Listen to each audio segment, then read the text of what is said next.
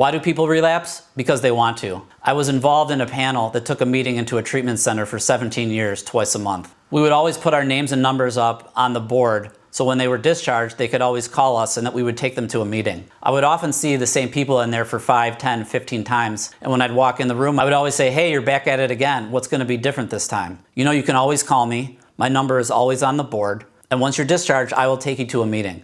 But how many times did I ever hear from those people? Not many. Why? Because they did not want to get sober. And there's nothing wrong with that. I was in that same spot. But at some point, we have to look at people's desire to stay sober versus their trauma. Until I could admit to my innermost self that I was an alcoholic, I was not ready to change. I had to go through a tremendous amount of pain. And in my experience, pain is the most significant thing that can make someone want to change. Why do you think the recidivism rate is so high? You cannot teach pain.